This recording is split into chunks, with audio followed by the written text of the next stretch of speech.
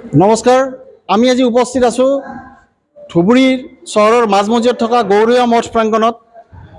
যোৱা পৰহি আমাৰ এই গৌৰীয় মঠত অতি দুৰ্ভাগ্যজনকভাৱে এটি চুৰিকাণ্ড সংঘটিত হৈছে। এই চুৰিকাণ্ডৰ বিষয়ে জানিবলৈ আমি আজি গৌৰীয় মঠত উপস্থিত হৈছোঁ। ইয়াতে মই ৰিকুৱেষ্ট কৰিম আমাৰ কেমেৰা পাৰ্চনক দেখাব, গৌৰীয় মঠৰ প্ৰাংগণটো অকণমান তেখেতে দেখাই দিয়ক। আৰু এই অঞ্চলত ইয়াতেই দিনতে চোৰে চোৰ কৰি লৈ যোৱা বুলি আমাৰ ওচৰত বাতৰি আহিছে।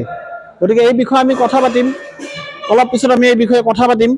ইয়াৰে আমাৰ প্ৰভু মহাৰাজ মাননীয় মদন মোহন ব্ৰহ্মচাৰী মহাৰাজৰ লগত আমি কথা পাতিম।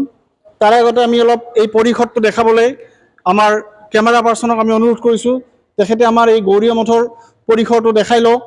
আৰু এই গৌৰীয় মঠতেই দিনতে কেনেকৈ চোৰে চুৰি কাৰ্য সংঘটিত কৰিছে, অতি লাজ লগাভাৱে চোৰে চুৰি কাৰ্য সংঘটিত কৰিছে এই গৌৰীয় মঠত, যিটো এটা মানে বিচাৰৰ অগোচৰ, যিটো ভাবিব নোৱাৰি তেনেকৈ চোৰে চুৰি কাৰ্য সংঘটিত কৰিছে।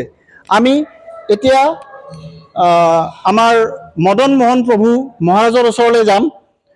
মই কেমেৰা পাৰ্চনক অনুৰোধ কৰিম তেখেতে মোক সহযোগ কৰক। আৰু এতিয়া আমি মদন মোহন প্ৰভু মহাৰাজৰ ওচৰলৈ যাম। আমাৰ নৰ্থ ইষ্ট ফ্ৰণ্টিয়াৰ নিউজৰ পৰা আপোনাক স্বাগতম জনাইছোঁ। আমি গম পালোঁ অলপতে ইয়াতে এটি চুৰি কাৰ্য সংঘটিত হৈছে। আমি খবৰ পোৱা মতে দিনতে চোৰে চুৰি কৰি লৈ গৈছে। এই বিষয়ে আমাক আমাৰ নিউজ চেনেলক, আমাৰ ধুবুৰীবাসী ৰাইজক এই বিষয়ে অকণমান সবিস্তাৰে জনাওক। হরে কৃষ্ণ। নিউজ টিভেল আমি ধন্যবাদ জানাও। আমার এতে পরশু দিন 7 তারিখতে এই 9:30 10টার মান হব।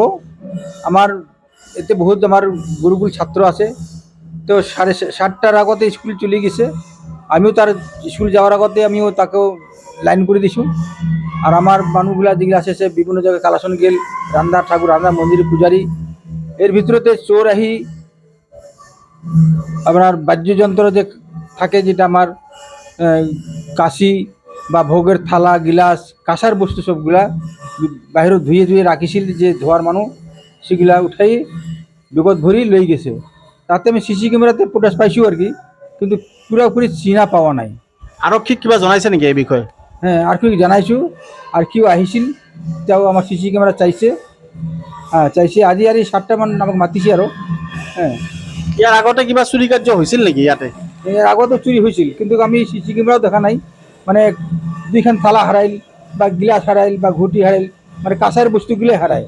হ্যাঁ, এরকম হারাইছে। তাই এবার বেশি বস্তু হারাইছে, সেই কারণে আমি সিসি ক্যামেরা চাইলুম আর কি। তাতে আৰক্ষী প্ৰশাসনক কি জনাব আপুনি এই চুৰি কাৰ্য সংঘটিত হৈ থকাটো?